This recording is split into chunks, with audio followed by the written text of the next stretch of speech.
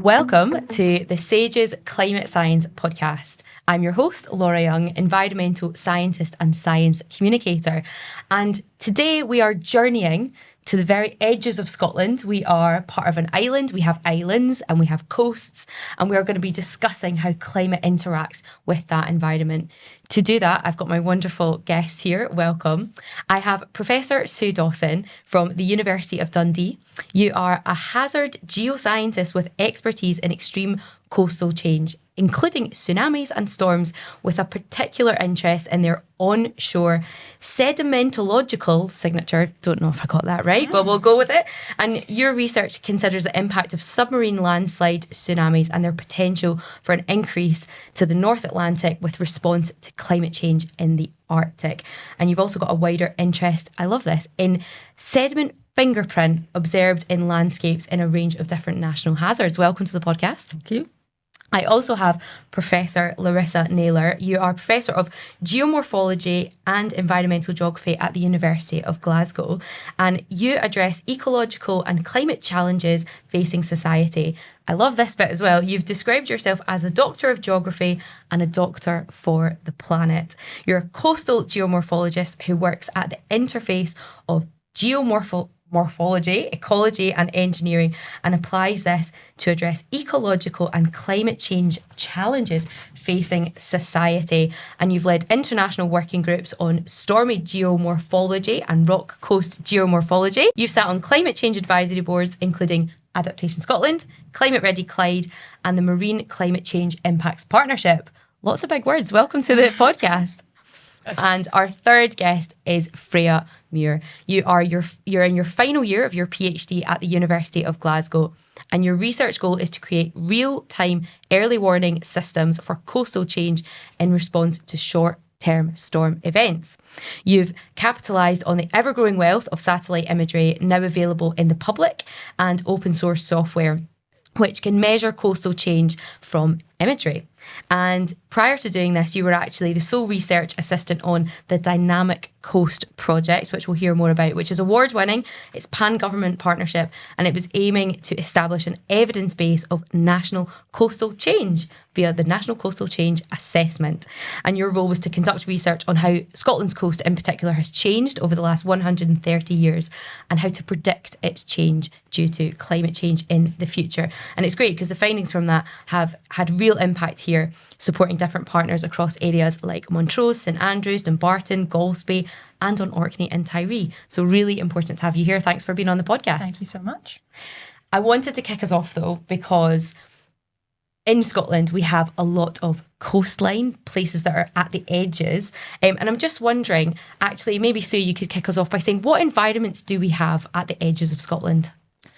Well, a range of environments, and the key things that we're worried about are those areas which are non-rocky coasts primarily. So areas where there's soft sediment, that can be dunes or salt marsh, or areas that are easily erodable in storms. But big high cliffs that we have in across Orkney and on much of the northwest, they're fine. They have their own particular issues, but it's the soft sediment areas that really are of interest in terms of their dynamic change. And I guess for anyone who's been on holiday in Scotland or lives in Scotland, so I grew up on the west coast, and that's traditionally very hard, dark, rocky environments. And now I'm based in Dundee, so it's more coastal, but you also have places like Arbroath, which are kind of bright red, rocky environments. You've then got bits that are basically coastline. So how does it differ in different locations in Scotland? Is my assessment there of east and west a good example? I mean, broadly, but you get pockets of kind of softer sediment areas across the west as well. There's between the big headlands, there's often embayments with lower lying areas of coast that are more susceptible to change.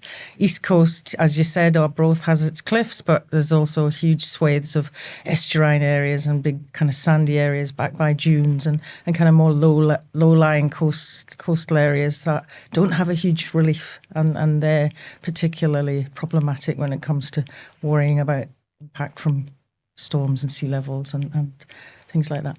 There's also a lot of urban coasts in Scotland, and one of the things is that just because a coast is urban and it currently may have some level of flood risk alleviation or erosion risk alleviation, and so to the layperson that would be a seawall or some rock revetment. Often there's a lot of historic made ground, so we took land from the sea historically, and that's in agricultural areas as well as urban areas. But in the urban areas, one of the challenges is just because there's been a wall doesn't mean there's no risk. And the risk is only maintained as long as we have the wall. And moving forward, there's a huge uplift in costs of maintaining these structures with sea level rise and other climate changes that are expected. And importantly, with the sea level rises that are predicted out to 2300, a lot of places we currently have walls will no longer be viable to be protected or risk alleviated by walls. And just to come back to the note about rocky coasts, I'm a rock coast specialist, and we managed to actually change the Intergovernmental Panel on Climate Change to consider and cover rocky coasts, because although at face value they are more resilient to an individual storm, when they do erode, we can't manage them in the same way we manage a soft coast. So, and there's a variety of rocky coasts, just as there's a variety of beaches from sandy to cobble to boulder beaches. Some rocky coasts are more friable and softer, some are heavily jointed and dissected, and those will break down. And one of the things is we can't actually build back rocky coast in the same way as we would build a seawall. And moving forward into the future, a lot of our engineering structures of walls were based on rocky coasts conceptually, i.e. you build a wall, the rocky coast appears more resilient. So it partly depends on the timescale and the levels with which you're talking about. And I think the resilience need to be thought of at the coast in terms of our ability to manage the risk and what does the landscape want to do to past and future sea level rises. And the landscape wants to be dynamic and move in relation to those changing physical parameters. And with the sea level rise scenario, we're talking about moving inland. That's really interesting and actually helpful to know that in different parts of Scotland we have different environments, different things that you would see, but also that urban aspect as well. And even in some of the work I've done looking at the past environments of places, you get these old maps of different cities and you suddenly see, hold on a minute, that place didn't exist X Dundee. number of 100 years ago. And Dundee is a key example of that. And I guess something I'm interested in, when we were researching and talking and discussing about this episode, I said, let's talk about the coastline. And that was something that actually sparked some interest, because often we think about a boundary as a very finite line or something that's there, it's set in stone. Freya, I'm wondering, there's a term called the dynamic edge that I was new to. Maybe could you discuss a little bit about that? Because I know that comes into some of the work that you do. Yeah, absolutely. As Larissa is my PhD supervisor, so she's always very helpful in terms of terminology and how we think about the coast as a zone and a sort of an area of dynamism rather than this sort of fixed edge. A lot of the work we did in Dynamic Coast was looking at sort of trying to capture this change, this past change, using the lines on the map. So that sort of old idea of the old maps that you pull out, these Ordnance Survey maps, we had them back to the 1900s so that we had a sort of mean high water line, a tide mark in the sand that basically represented where the coast is, where that sort of line, that boundary we think of is. But in terms of the actual processes that take place at the coast, we're dealing with an area that is a mix of atmospheric, of oceanic, of land change. We've got all of these different environments actually coming together and working in tandem with each other, influencing each other. We've got sort of vegetation and sediment and water, and we've got sort of rivers sort of pulling sediment down from various different places and putting it out to the sea. So it's really just a very dynamic and complex zone. So in terms of thinking about the coastline, there's a way of simplifying the way that we think about the coast for, the purposes of management that Larissa was talking about. But yeah, in terms of the actual processes that are happening and how we think about all those different environmental processes that influence coastal communities, we need to think about it as a dynamic zone rather than just that line. And just to add to that, it's really important as we move into a acceleration of sea level rise, an acceleration of the height of a storm surge due to sea level rise, because that dynamism at the coast is going to increase. Yeah. And the reason, I often say to my undergraduate students, if there's one thing you take away from this course, do not call it a coastline, because it is this dynamic interface. And if we want people to embrace the idea of our landscape changing and help learn to live more resiliently with the changes we're already committed to, because if we stop outputting CO2 tomorrow, sea level rise will continue to rise for the next couple of centuries. So we have to learn to live with the climate change we're already committed to, and that means a change to where that boundary is. And it's not fixed. Yeah. And the sooner we can get that into the public imagination and lexicon, the sooner we can start to have really meaningful conversations with communities, with politicians at all levels of government around how do we manage this change that is already coming. So Dynamic Coast predicted that there would be an acceleration of erosion in as early as in the 2020s. And at Montrose last winter, there was 12 metres of erosion behind rock armour. Previously, it was 1 to 2 metres a year. That's a huge change. Now, it was a particularly stormy winter, but it gives a sense of the magnitude of the change. I think that you're right in terms of it's how we communicate the change, and that's really important. I think if you walked up to the average person in the street and talked about a dynamic edge, they wouldn't really understand what you mean. But if you live on the coast and you're used to seeing change and experiencing change, you know that it's not a static line. So I think it all comes down to effective communication, as ever. Absolutely. And actually, as someone who's not a coastal dynamic edge expert at all by any stretch of the imagination, I've even begun to see in the media, there's been programmes, STV I think was one of the kind of key ones that talks about these communities who are seeing a sort of crumbling away of where they live. And so actually I think coastal erosion as a process is something that we are getting familiar with, but like all things, it is that communication and that messaging and how we understand it, especially when we are used to seeing a map with a very, distinct line, and we don't really think of what's happening on that. But so I'm wondering, when we talk about climate change and the dynamic edge or the coastline that people might, that word that people are familiar with, but this environment, this area, how are Scotland's coasts changing, particularly when we're thinking about climate change? How's it impacting those areas? I mean, there's lots of kind of interacting factors. I think there's not one key thing. I think it's important to kind of understand that. So we have the influence of longer term sea level change, and that's rising, globally in many places at different rates. And we have the impact of storms on our coastline, and the direction of storms on an individual site is important. If a storm is coming from, onto the east coast as an easterly storm, it's going to have more impact than something that is a north storm coming down southwards, parallel to the coast, if you like. So that's important. And also the nature of the coastline itself is important. The nature of the embayment, what space is there at our coast to receive storms? What's there? What's the infrastructure? Are we living right on that dynamic edge? What is there? Is it recreation? Is it industry? Is it residential, or is it a mix of things?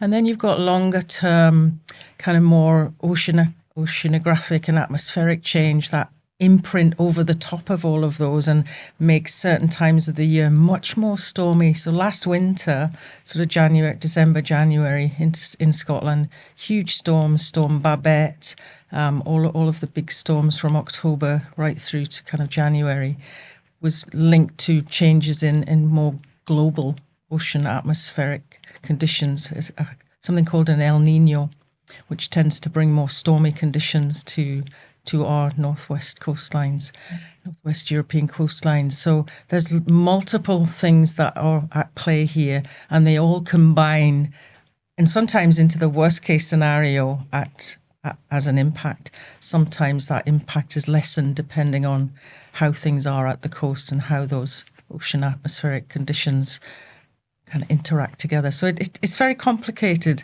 It's hard to kind of describe it in a simple way. It's not just one thing that's at play here.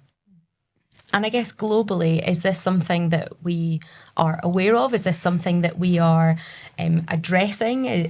Because I guess there's so much to think about in the space of climate change. But, you know, Larissa, are we seeing attention being drawn to this? Yeah, so I mean, what Sue described is partly in the here and now and about El Nino cycles and things like that, which have happened historically.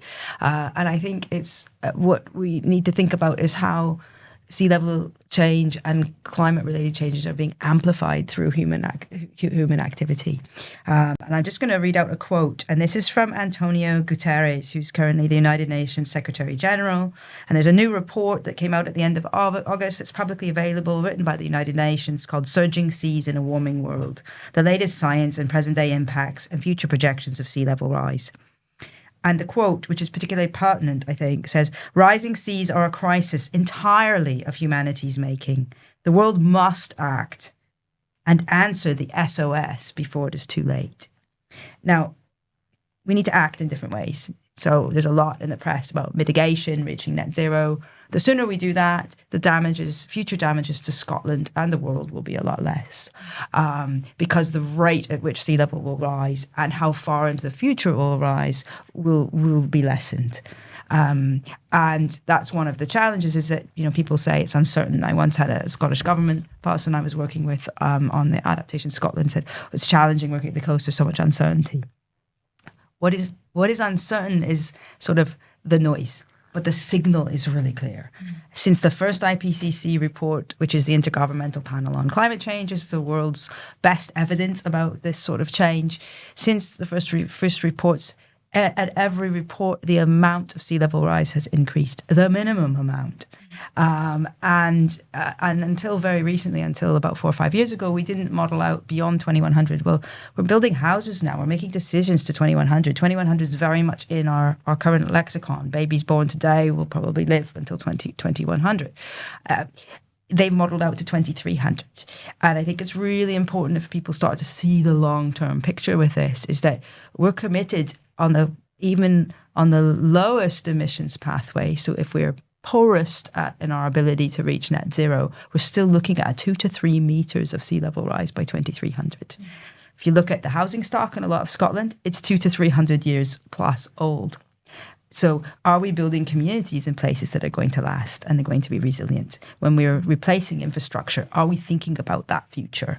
And that's the sort of future that we're looking at. And in the latest IPCC report, there's a graph that's a graph is a plot, you know, of something on the x-axis and the y-axis, and often showing change through time. In this case, it's sea level rise, and the graph is particularly concerning because it shows sea level rise up to 2 meters, but as we know more, as our evidence against the empirical against the models comes through. So some of the uncertainty was because we modeled Greenland's ice melt. Well, we now have measurements that confirm that, and it's faster than we thought.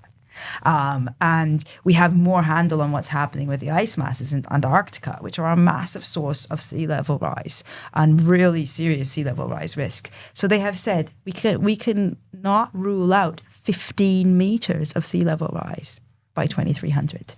And so the graph is literally like a big inverse L, and like an L in a mirror, and it's super high and really quite, frightening in one sense.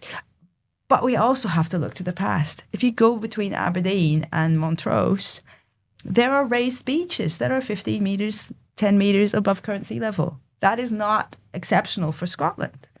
It is exceptional in terms of human habitation in Scotland, but it's not exceptional for Scotland. Our climate has been in that situation with sea level rise at that level in the past. The difference is this, as the quote says, it's entirely human making. And it's our actions globally. And Scotland is better resourced than other parts of the world. I did work in West Africa for the World Bank. There, it's a sand barrier that's less than 5 meters wide. I'm small. I'm 163 centimeters tall. My BMI is average. And I I was walking on the edge and I was causing erosion. And they have lost 6 to 10 meters a year of material, not from sea level rise yet, because from building a dam, from building a port, from cutting off the sediment supply. So you have this sediment-starved system from human activities designed to help develop a region that are then putting these communities at incredible risk. And the IPCC talks about physical adaptation limits. There's only so much sand, rock, wall you can build before that wall is above the height of the land. And that landscape, naturally, it's a barrier system. That landscape will breach or it will drown. And that's natural. What we've done is we've amplified that natural signal. In trying to help. In actually trying to help. And that's called maladaptation. And I think that's a helpful picture to keep in mind when we talk about this area or this issue, because there's so much going on, both in terms of the processes happening every single day, but actually the history and what we've done to change that. And Freya, you've done work looking at Scotland specifically. We've had some places kind of thrown around. Thinking about Scotland, are there specific areas that kind of pop into mind when we talk about these issues that are of concern or that have been highlighted because of their locations? Yeah, absolutely. I mean, the list that you gave at the start is a selection from our Dynamic Coast super sites, as we call them. These are sites where we worked with the local governments and local stakeholders to really do a deep dive of kind of, perfect best case scenario of really looking into the changes that had happened at each of these different sites. And these sites were selected specifically to try and capture that variety, that sort of difference in environmental, but also sort of socioeconomic sort of setting, and basically get a good overview of how our coasts are changing, kind of little snapshots around the coast of Scotland. So, for example, we had island communities like Tiree, where we have this really low-lying region, the sort of classic West Coast thing. We've got an airport strip right in the middle of an incredibly low sort of barrier system. So really not that much shielding an entire airport and infrastructure and an island community's mode of transport getting on and off the island from a potential breach or a bad storm, and sort of the resulting flooding that might happen from that. So that was a really interesting site to look at in terms of the kind of challenges that remote communities in Scotland face. Just as we have differences of change, the physical change that the coast has experienced, thinking about that east versus west idea, and sort of environmental changes, we also have a difference in sort of social vulnerability to those changes, and so we need to think about when Larissa talks about adaptation and trying to build up the resilience of these communities, we really need to ensure that no one's left behind. We have to have a just transition in moving towards a sort of a future where we can potentially mitigate our sort of impacts on that climate change. Tiree is a good example of kind of quite unique, but also surprisingly widespread sort of set of problems. I guess also there's the sort of classic, we spoke about Montrose, and the kind of the difficulties that they've had, particularly along that front stretch of the golf course, Montrose Links, and the golf course sort of groundskeepers have been working really hard to protect this asset that, we have a huge amount of golf courses in Scotland. We are the home of golf. So I think 550 golf courses, and I think can't remember what the portion is at the coast, but we have a large proportion of that is at the coastline, because just by environment, we've got these beautiful rolling dunes that make great courses. But we need to think about how the communities and sort of the environment, the natural environment, are impacted when those dunes and those courses get flooded and get eroded away. So, different problems in different places. But it's been really interesting to look at how diverse Scotland is for being, a fairly small island by sort of area. There's a sort of a classic, quite interesting problem that we actually have a really long coast because of how dynamic, diverse, and wiggly it is, basically. So we have a lot to work with. I know it's a huge environment. It's a huge challenge as well. And so thinking about this space, how are we, I guess anecdotally, we hear stories about, you know, it used to be much longer, or this golf course or caravan site used to have more to it and now it's got less. But other than anecdotal stories, how are we measuring and monitoring change when it comes to this environment? The coast has always been monitored, and there's been traditionally measurements using traditional altitude measurements linked to tidal changes, and there's tidal stations scattered throughout the coast of Scotland, and so we can monitor that really quite good precision. But that's one spot. So one thing is to look at change not only as a snapshot in time, but also in different seasons. And some of the work that I've been done stretches back many thousands of years. So I've looked at much longer term coastal evolution, way back into the early Holocene, so just 9,000-10,000 years ago, and to think of the kind of big changes there at our coast, and now what we see today. And we can use some of that past change to kind of inform what's happening now. But because as Larissa said earlier, because the changes are so marked because of what we as a species are doing to the climate, sometimes we don't have an analogy from the past, because the changes in the past, even though they were very dramatic, what's coming is likely to be even more dramatic. So although there is that history of looking at longer term change to inform the present and the future, we have to kind of have a caveat that what we might see in the future bears no resemblance to what happened in the past. And that's important. So there's ways of doing local studies where you go out and measure the same area of beach. And I have hundreds of students who we send out to do dissertation projects where they're looking at monitoring a particular coastline and a stretch of coast wherever it happens to be. And they go out every week or every month right through the year to see what the seasonal changes are, because there's quite a big variety there. And so even I've been out taking samples. Everybody has to help. Everybody has to go in. And I think that links quite nicely back to how we started this series off, actually, because Professor Matteo Spagnolo was talking about that huge change we've seen over long periods of time. And actually there are ways of going back in time, whether that is through tree rings, ice cores, sediments, fossils, if we want to go even further back to see what has happened, and chatting to the cryosphere team, thinking about why reconstructing past environments can be really important for looking forward. But thinking about today and right now, Freya, you've done so much work looking at how we actually look at this environment, some more high-tech ways as well than going out with shovels. Not that that's not too much fun. But I'd love to just hear from you a little bit. But actually, what do you do now? And as part of your PhD as well, what are you looking at and what does that tell us? Yeah. There's nothing wrong with getting down onto the beach and getting fun. Your boots sandy.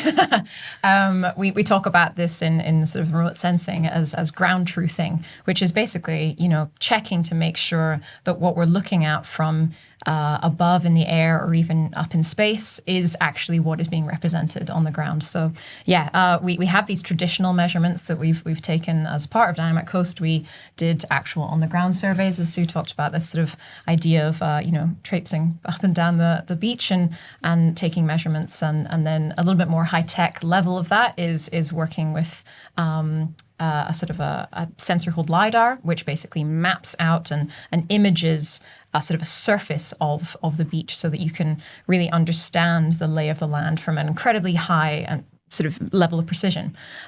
So LiDAR is great for working with that, and a lot of geomorphologists, so people who look at the sort of shape of the land, basically, they work with LiDAR to map out how sort of beaches and sediment is changing across the coast. But that is quite expensive and it's really time consuming, and to have the equipment for that is quite an ordeal. So even just getting bodies down onto the beach and people walking up and down, you have to pay those people. So it takes time and money to do these more traditional ways of measuring.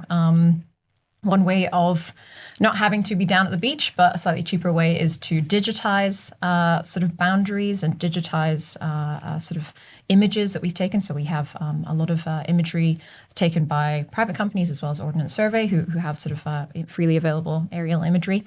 So they literally just send planes out and take photos of from the sky. That is also time consuming. If you've ever sort of had to trace over anything, it's it can be a very slow process. So what my PhD has tried to look at is really finding ways of automating that process. I don't know whether this came from like a slightly traumatized level of having to do all of this stuff manually. I wouldn't knock it, because it means that you really get to understand how coastal change is sort of happening on the ground from a much more in-depth perspective. But I love to automate stuff, and I love that if there's a way of doing something quick and not having to do it manually, I'll look for it. So my PhD has been looking at basically using satellite imagery, where we can get, as Sue mentioned, you've got this sort of really close view of the beach when you're looking at these traditional methods. But with satellite imagery, we can scale it out massively. We are imaging the entire world basically every day with thousands of satellites, and a lot of those are freely available. So members of the public can just go and look at what their coast is doing at any time of day, it's freely available for everyone to look at. So what I've been looking at is basically automated methods of extracting information from that imagery, instead of just looking at it as someone who is maybe more focused on the coast and more of an expert, being able to tell the change and think about what that means. I'm coming up with ways of basically automating that process and, clicking it. The ideal thing is you click a button and you get a bunch of information from a photo of the coastline. And that updates automatically every week as we get a new satellite flying overhead. And I think that's important as well, because for a long time, the kind of concepts of environmental science have been out of reach for kind of regular everyday people. But now, you can go on and see flood maps of your postcode, and you can find out, or you can look at what's happening to the coastline, the dynamic edge near you. And I think that is key about making that open source and understanding it. But I guess I'd love to turn the conversation a bit, because monitoring and measuring is great, and it's data is good for knowledge and information. But actually, we're hopefully doing this for a purpose, and that's because we need to manage this space, and we have been managing it. Some people might say well or not so well. But I guess, Larissa, how are we using all of this to manage the coastline, and in particular for the people that use it, whether that's the communities that live there or some of these businesses and spaces that use that space? So I just submitted a draft report on Monday. So this was a review of how all the coastal local authorities have spent the adaptation funding that was issued by the Scottish Government. All those reports, the report's not out yet, but suffice to say, we had conversations with there was participants from 19 of the 24 local authorities that were deemed coastal.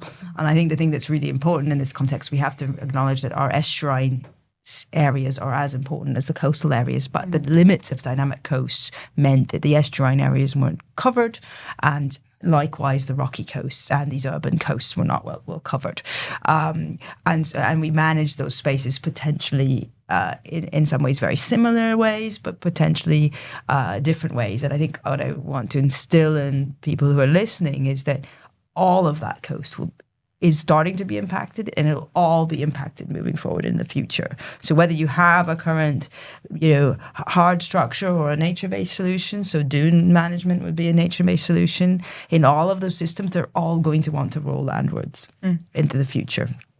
And so I think it's really interesting talking about the data and the monitoring, and it depends what we're doing this for.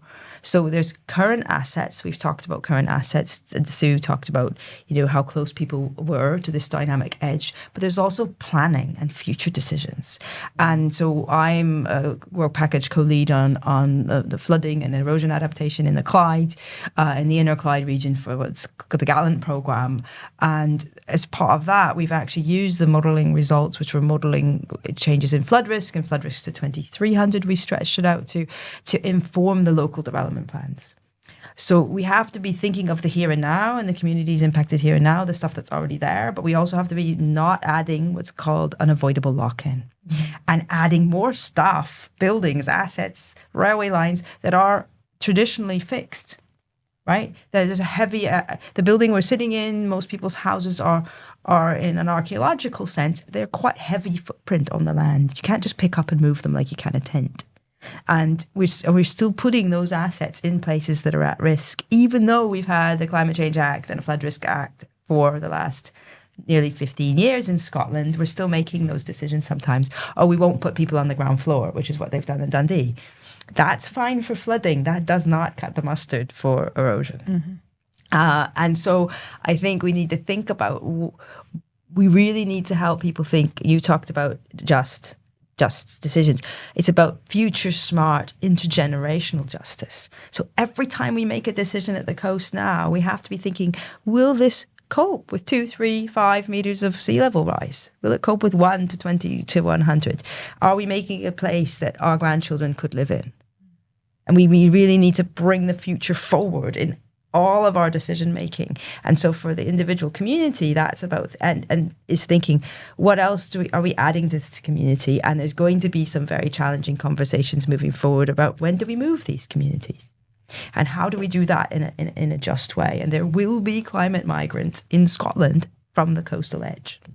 And they will be Scottish. They will not be people coming off the boats across the English Channel. These will be Scottish people having to move, like everywhere in the world that has a coast. It's not exceptional to Scotland. But for the communities that are currently living there, it's part of the money from the Scottish government on adaptation was case studies, and that's publicly available and you can see. And some of it has been spent on further monitoring. Some of it has been spent on developing plans. Some of it's been spent on community engagement. Some of it's been spent on thinking about how might we relocate a footpath or golf courses. So we're starting to, so it's a transition period. So I worked in the Environment Agency in 2003 to 2006, which is equivalent to SEPA in England. And at the time, they were moving from coastal defence to coastal protection because we cannot defend, and defend came out from 1953 floods. We then subsequently moved and said we can't protect anymore. We alleviate risk. And when I started earlier on, I said coastal flood risk or erosion risk alleviation infrastructure. That is very long terminology. It's not very publicly acceptable. But the reality is that these risks we have to live with. And we have to figure out, where does our footprint allow us to live best and resiliently? That means not getting the railway line closed, not getting the road washed out repeatedly, but actually thinking, well, when do we start to move those things? What does resilient living with the sea level rise we're committed to look like in the future? And we need to be having those conversations, and they're not easy ones. And we need to kind of win hearts and minds that, because all the evidence worldwide is that adaptation is cheapest if we do it soonest. It's getting that over to communities, and that's politicians. It's a hard ask, isn't it? And you almost have to have hit the rock bottom of the experience of being washed out and flooded before you understand that actually it's going to happen again. It's not a 1 in 400-year event, as sometimes is reported in the media. So people think, oh, well, that's not going to happen to me again. I'll just stay here in my home and not need to move. People taking the decisions to relocate is something that we don't see yet. We're not at that point, and it's where that threshold is, where people make the decision that actually things aren't getting better and nothing is going to save us. You have to be self-resilient and think about your own personal and family and wider unit and how you can adapt. And I think that's an important step. And I just don't think we're there yet with conversations with communities and the general public. We know as scientists, but we're not communicating that. The seriousness, perhaps, don't think it's there. But also, I mean, as I work a lot, I have a very interdisciplinary way. I have a postdoc at the moment who's a planner, and one of the challenges is we have really good things in Scotland called the Place Standard, which came out of public health and economic inequalities, and Adaptation Scotland and Sniffer worked with the platform to say, well, let's look at it into the future. So we really need to be making decisions now that are about intergenerationally just decisions. And if there's anybody listening and they want to do something, the Scottish Government is just trying to pull the new legislation on the Wellbeing and Sustainable Development Act. That is the best thing that could happen to help us really respond to climate change. And the Welsh Government has it. It's a Future Generations and Wellbeing Act in Wales. Scotland was going to mirror it. We spent a long time on the consultation responding to it, and it's just being pulled off the table. And there's now a letter with 130 of us have signed it to say, bring it back. Do not drop this really important piece of legislation, because we need people to. Yes, people have really important day-to-day concerns, and I don't think it just rests with the community, Sue. It's got to be government and all levels need to figure out how do we manage this. This is a change that we collectively worldwide created, and that's why the Loss and Damage Fund has been set up by the IPCC for those low-lying areas like I described in Africa, because we've created a problem in the West in the Industrial Revolution. And we started it in this part of the world, and we're suffering the impacts of it, but other people are suffering it a lot more, and they didn't contribute anything to those greenhouse gas emissions. And so there's injustice, spatially within Scotland, between communities and worldwide. And so it's a major societal issue, but politicians tend to get caught up in the here and now of political cycles, of education, of healthcare, and all these things. All of that will be far worse if we don't adapt. Yeah, absolutely. I think what we need we see it locally in Angus Council and Fife Council. There are occasional people who have the understanding of adaptation and resilience, but there's still a strong core of engineers. Strong engineering. And talking to local communities who have been flooded and who have experienced coastal erosion, they want something tangible. They don't want to be told that they've got to move inland, or you can plant some trees and shrubs and bushes to kind of mitigate the flow. That works to an extent, but if it's a huge storm, that's not going to help.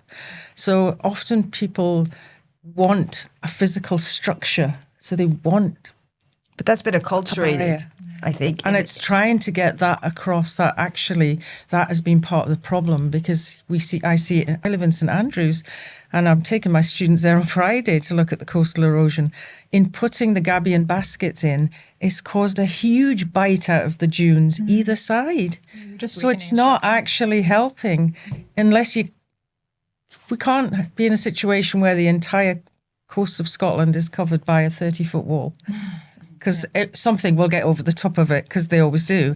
But equally, putting in smaller bits, all it does is change the sediment dynamics up and down coast, and that isn't helping either. So, there's a lot of decision makers who have that strong engineering background, and that tends to dominate. We haven't overturned the people who are making the decisions to be able to say, well, actually, that hasn't worked, and we need to look at something else.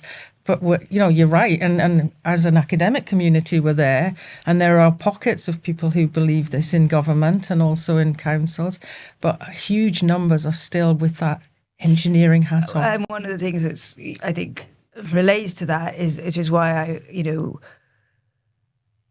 we've had coastal zone management for a couple of decades, but it still hasn't materialized into really good collective decision making. But with the fact that we can already see in Scotland that the land is retreating in places, we are the coast is moving on to land, and that is the most natural and resilient thing. So if you want your dune to continue to provide protection, say behind Troon, you need that dune to migrate landwards, and you need to make sure that the sediment supply is there so we can keep up with sea level rise.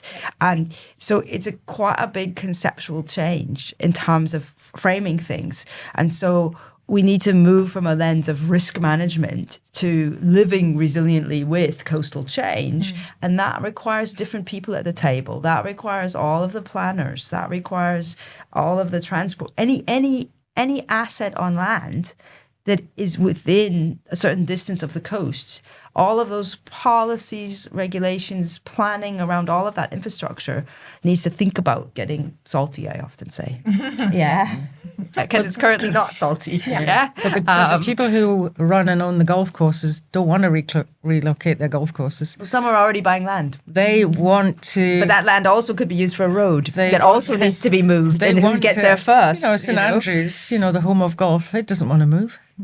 They want to protect the holes that are at risk, and they want a physical structure. They don't want to move. And they don't want to adapt at that point.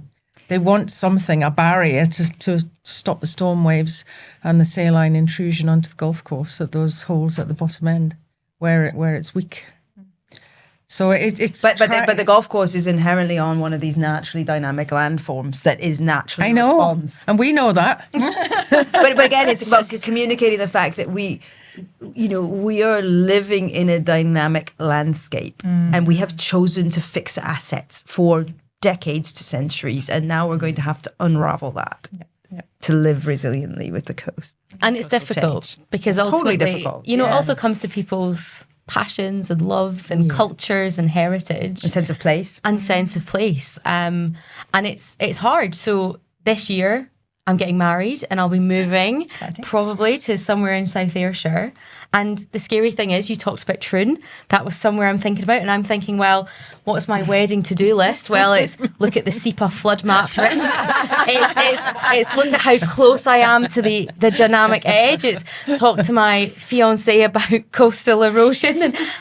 But it's funny because actually that's something that people haven't had to think about. And actually we do need to think about that. And for people who are so tied to an area, to actually have these conversations can be hard, can be really difficult. And it is that, how do we live on the edge, with the edge, around the edge, and how do we navigate that? And that can be difficult for those cultures. When people are looking, so they're standing, maybe paddling, and they're looking inwards, they might see sand dunes, which are natural. They might see rocky bits, but they might see some structures that we've put in place. Could you maybe just describe some of the things that people might see that we have put in place before to try and manage this coastline? I guess I'm thinking I've seen rocks that are tied back with metal, or there's kind of walls. Could you maybe just describe a few things that people might see that would be classed as that kind of coastal management? Yeah, absolutely. As you asked me to sort of imagine yourself looking back at the coast, I'm imagining where I grew up in Nairn, which is a very famous beach, and people love to come up from the Central Belt and have holidays in Nairn because we do have a very beautiful beach. I do love my coastline, but that coast is very, very diverse as well. So we have literally just looking from east to west. Along that front, we have these huge dunes. We have mainly sand, that kind of what we imagine as being very coastal, kind of quintessential coast, where we have the sort of big open sand beaches. Then as we move along a little bit further, we get a huge interruption of a big harbour wall, which juts straight out, sort of perpendicular to the coastline. And you can even see the difference that makes on the way that the sand moves back and forth. It's sort of, I don't know if people often talk about longshore drift that they learnt about in geography in high school. That is basically interrupting that process. We've got something that's stopping that movement of sand going back and forth. So when you stand on the Nairn Harbour and you look to your left and then you look to your right, the edge of the water line is, meters back, way back inland on one side versus the other, because you've got all of this sand piling up on one side that's coming from Culbin and Findhorn and other places from the east. So then you go further along, and then we hit a very heavily sort of industrialized area of the promenade. We've got a lot of very expensive houses along the west end, and this big promenade is basically several meters high and essentially shields these large properties and the swimming pool and various other cafes from any sort of erosion. But that is not foolproof. I do remember a particularly bad storm in, I think, 11 maybe, and the whole promenade just got pulled straight out. Basically the sort of the rock underneath got sucked out from a particularly bad storm surge, and the currents just dragged all the rocks away. So that is not a foolproof way of sort of stopping any erosion. And you keep going along to the very famous Nairn Golf Club, another sort of a coastal golf course which is trying to manage its assets. And there are these huge, these gabion baskets, these baskets of rocks, which I'm sure people have seen before. Essentially a way of a less fixed kind of structure, like a big concrete wall, allows water and sediment to move back and forth, allows sort of a trapping of seaweed and things like that. And it is cheaper, I think, to maintain, or at least to sort of put together. It is literally just wire baskets with rocks in them. But again, that is not a fixed solution, and that can get torn out, it can get tugged away, and the baskets can break open. And then you have actually what you tried to use as a form of protection for your golf course or your cafes or your houses, then becomes your own worst enemy. You've got all of these rocks that are actually pretty jagged, rolling about on the beach and bashing against your softer coasts. So in ways that we're trying to kind of manage and protect our coastal areas and our coastal assets, we're actually kind of exacerbating the problem in some places. We have these sand dunes, these big sort of rolling dunes that Larissa mentioned. They are a natural system, and they naturally do move back and forth. They are their own sort of protective sort of wall. I think about this idea of a sort of a sand castle. When you build a sand castle at the beach, you have to get the sand just right. If it's too dry, then your mold just sort of falls apart, and if it's too soggy, it doesn't work. But beaches know how to build their own sand castles. They're actually really good at it, and it's about us mucking around with the process and trying to kind of tell the sort of sandcastle walls where they should be. Yeah. And what Freya's just described in the second last example of the wall, one of the things we can't see so well from satellites and from looking down at a beach, but you can see if you go onto the beach. Mm-hmm. And at Portobello last winter, for example, the beach dropped by 1 meter in response to some of the storms. Is as the beach lowers, which will happen if the sediment supply doesn't keep up with the intensity of the waves pulling this material off the beach, we're going to undercut what's known as the toe. Yep. So the toe of the defence, and they're going to fail in the way that you describe. Exactly. And so it isn't just a case of something being higher and taller. It's to do with its structure, and it's the engineering those things then becomes far more expensive. And we have to think about what the beach as its own sandcastle wants to do and needs to do, and sometimes that wall can also be an impediment to that as well. And I think looking to nature can often be where we should be going for inspiration. Some research I did, not in Scotland, but in Mexico, was looking at mangroves. And it's almost what those baskets are trying to do is model actually this environment, which is trees that basically sit between land and the ocean and absorb all that energy, help with numerous things, not just with the kind of coastal erosion. But I guess, Sue, we've thought about those hard engineering things, bricks and mortar and baskets. Are there any more natural solutions? I think, nature-based solutions is something that we've heard a lot about, or even things like Christmas trees being used for sand dune restoration. It sort of sits half engineered, half natural. But are there any natural ways that we are trying to help manage the coastal environment? Yeah, I mean, nature-based solutions is very timely. It's everywhere at the moment. It's talked about a lot, and that can be anything from, as you say, using and reusing trees in whatever form that is. And I remember, we did take our Christmas tree down to West Sands, and they took them all out and they put them in and weaved them in and out of the kind of the dune systems there. Eventually they get undermined and then come back out. So that was a bit problematic. But using, the natural environment to dissipate wave energy in any way that's possible is always a good thing. The very biggest storms, anything will overtop. So nothing like that will really stop. Because, water finds a way, and there are some people who think you should do nothing to the coast whatsoever.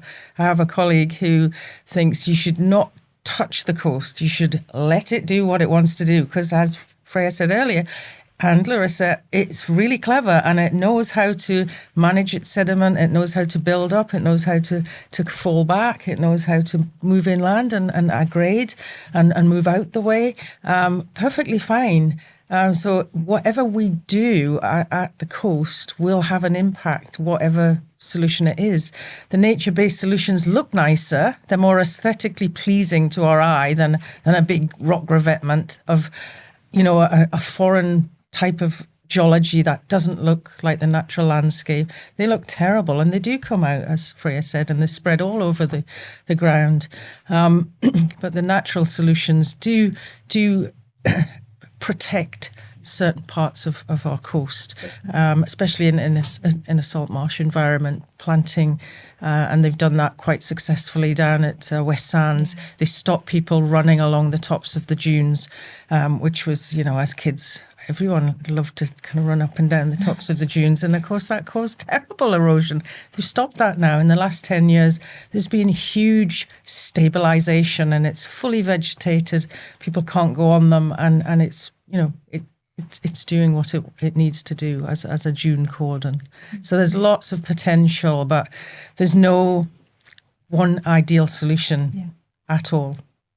And none of those things will cope with 3 meters, 5 meters. Exactly. No. Really excessive, really high levels of sea level rise. And I think that's the thing, is going back to communities, is a lot of time now we're starting to talk about some of these interventions providing short-term, again, changing this narrative from it being something you could defend, to protect, to alleviate, to something we can manage now while we're having the conversations and finding the resourcing and thinking how to really transform how we live at the coast to live resiliently with it.